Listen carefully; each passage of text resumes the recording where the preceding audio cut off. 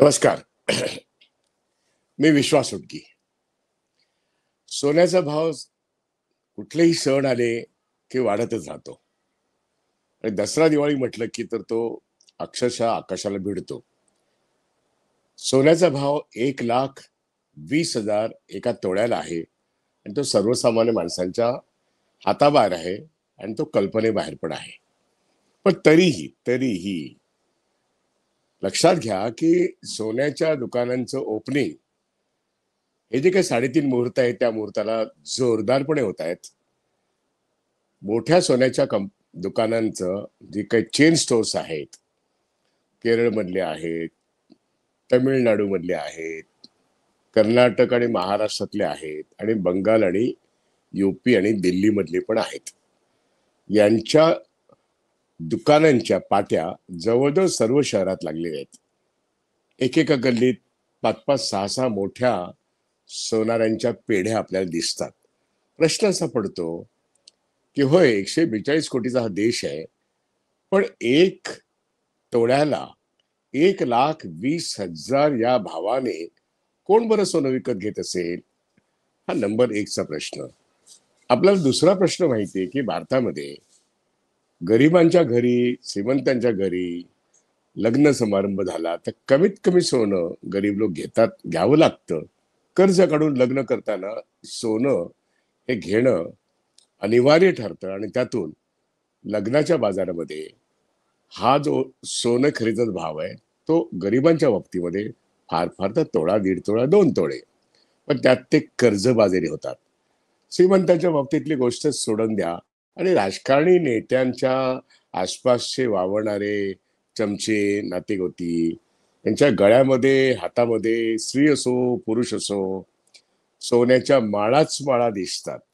अंगभर सोनं असे चित्र भारतात दिसतं.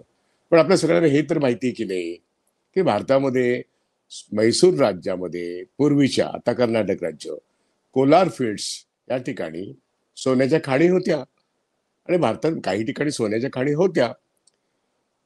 तरी सुद्धा आता या कोलार फील्ड्समध्ये कितीही खणलं तरी सोनं मिळत नाही. सोनं संपुष्टात आलेलं आहे.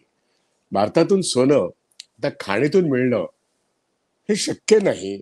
जे आहे ते आयात सोनं आहे.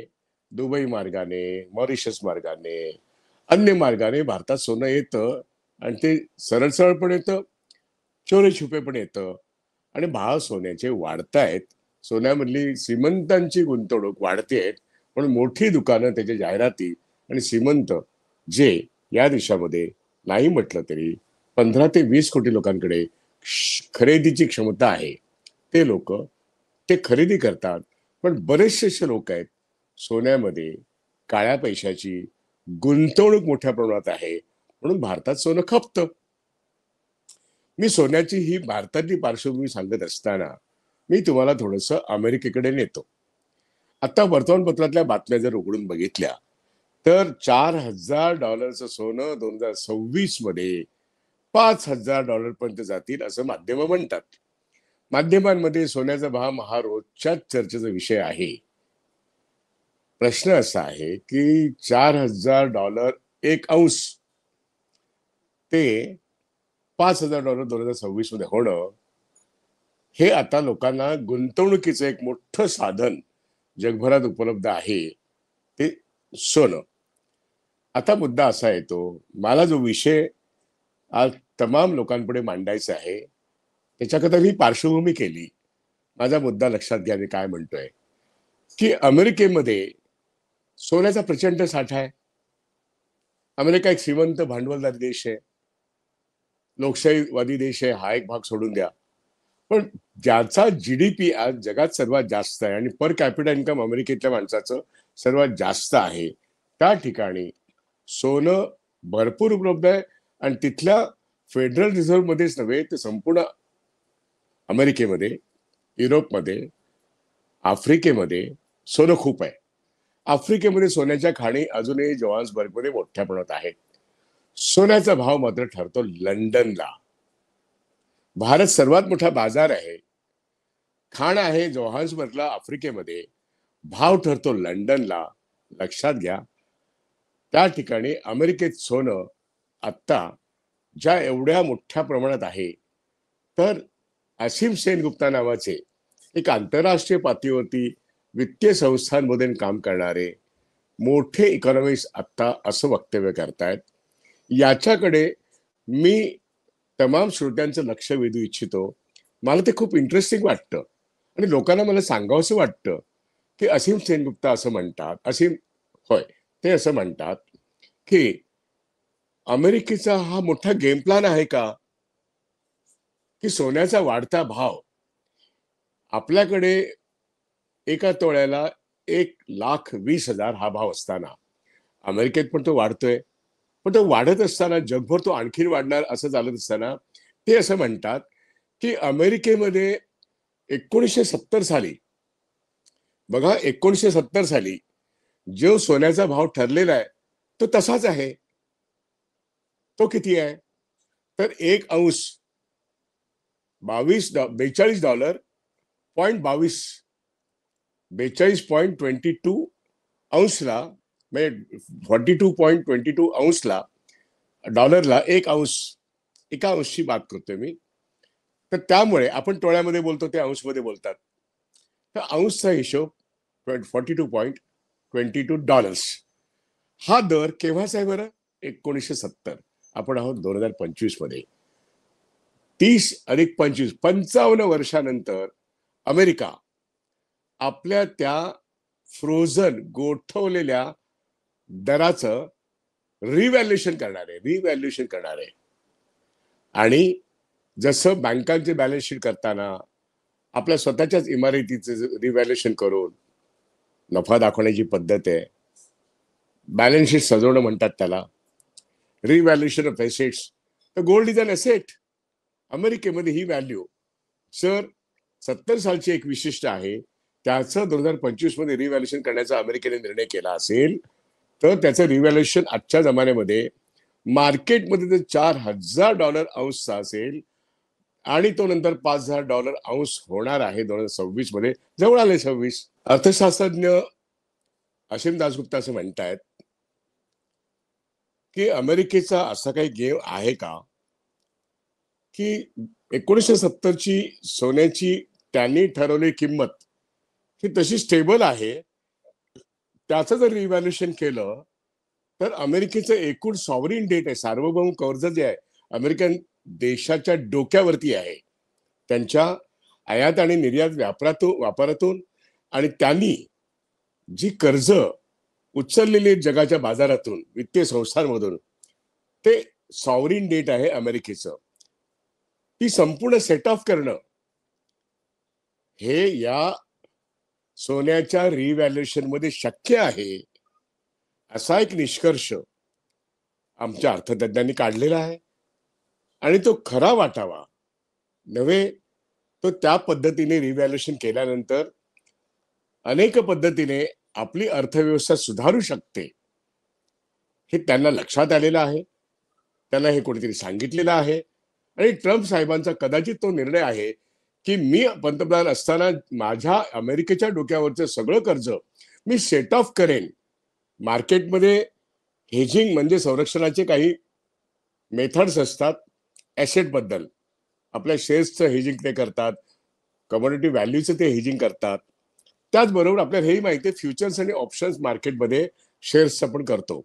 इथे गोल्डचे हेजिंग करणं हा एक भाग असतानाच आता त्याचं रिव्हॅल्युएशन करताना जर देशाच्या डोक्यावरचं एकूण कर्ज, आपण सगळे म्हणतो भारत कर्जबाजारी आहे, रशिया कर्जबाजारी आहे, सगळे छोटे मोठे देश कर्जबाजारी आहेत, अमेरिका सर्वात जास्त कर्जबाजारी आहेत, पण अमेरिकेकडे त्याची एकूण जीडीपी एवढी आहे की साधारणपणे 22 ते 23 ट्रिलियन डॉलर्सची आहे. अमेरिकेच्या किंवा जागतिक मार्केटमध्ये कमोडिटीज आणि शेअर्सचं हेजिंग असतं, ट्रेडिंग पण असतं शेअरचं, आणि फ्युचर्स आणि ऑप्शन्स या सगळ्या प्रकारामध्ये नफा कसा नोंदवावा याचं ज्यांना ज्ञान आहे असे तज्ज्ञ लोक आहेत, ते करतात हे सगळं. या सोन्याच्या एकूणच साठ्याचं हेजिंग करणं हे अर्थात त्यांनी केलेलं आहे. आता जेव्हा ते रिव्हॅल्युएशनच्या गोष्टी करतात की 70चा भाव 2025 मध्ये रिव्हॅल्यू केला, तो भाव तेव्हा त्यांनी काय ठरवलेला आहे, तर पुन्हा एकदा सांगतो की 1 औंस हा $42.22 त्याचं रिव्हॅल्युएशन केल्यानंतर काय होईल, हा एक भाग. त्याच्यातून अमेरिकेचे सार्वभौम कर्ज सॉव्हरीन डेट्स हे सेट ऑफ करता येतील, हे एक परसेप्शन आहे एका अर्थतज्ञाचं. आणि दुसऱ्या बाजूने आपण हे जाणतो की अमेरिका ही जगातली सर्वात मोठी $22 ट्रिलियन 2.5 ते 3% वाढणारी अशी श्रीमंत अर्थव्यवस्था आहे, ज्या ठिकाणी लोक कमी आहेत, पर कॅपिटा इन्कम जास्त आहे, ज्याची जगावरती टॅरिफ लादण्याची क्षमता आहे, एक चीन वगळता त्यांना प्रत्युत्तर देणारा देश अजूनही नाहीये. आणि अशा वेळेस टॅरिफ वॉर, आयातीवरती टॅरिफ लादणं, हे एक त्याचं वेपनायझेशन त्यांनी केलेलं आहे. त्याचा एक हत्यार म्हणून वापर करणं ट्रम्प करतायत. पण त्याचबरोबर हे जे इकॉनॉमिस्ट सांगतायत की 70 सालचा सोन्याचा भाव रिव्हॅल्यू केल्यानंतर त्याची एवढी किंमत येईल की त्यातून अमेरिका स्वतःच्या देशाच्या डोक्यावरचं सर्वात जास्त जगातलं कर्ज हे सेट ऑफ करू शकेल, नष्ट करू शकेल, अशी एक परिस्थिती आज वाढत्या सोन्याच्या भावात आहे.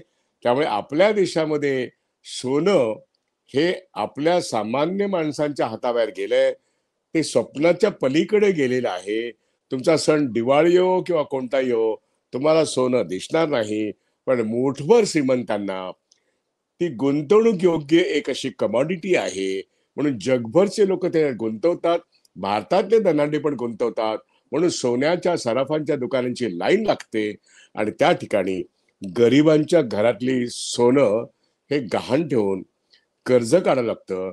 आणि त्यांना कर्ज पाजणाऱ्या अशा हजारो नॉन बँकिंग फायनान्शियल कंपन्यांचं पीक या देशातल्या रिझर्व्ह बँक ऑफ इंडियाने जन्माला घातलेला आहे.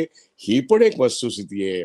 सामान्य माणूस कर्जबाजारी आणि अधिक अधिक कर्जबाजारी आहे. त्यातून तो आत्महत्याही करतोय. आणि डोळ्यांना दिसते 1 तोळा सोनं 1,20,000. आणि अमेरिका आपल्या सोन्याचं रिव्हॅल्युएशन करून त्यांची पूर्ण कर्ज सेट ऑफ करणं हे आपल्या अनेकांच्या आकलनाबाहेर आहे. ते आकलन व्हावं म्हणून मी आपल्या पुढे हा व्हिडिओ केलेला आहे. मॅक्स महाराष्ट्र मराठी याचे आपण सभासद व्हा. आपण हा व्हिडिओ आवडला तर लाईक करा आणि सर्वांना शेअर करा. कारण नवीन कुठली माहिती आली तर ती आपल्याकडेच ठेवण्यात अर्थ नाहीये, ते लोकांना सांगायला पाहिजे. काही चुकतं, काही बरोबर आहे, ते कळलं पाहिजे. म्हणून कॉमेंट करा, व्हिडिओ लाईक करा आणि शेअर करा. मॅक्स महाराष्ट्राला सबस्क्राईब करा ही विनंती. धन्यवाद. इथेच थांबतो.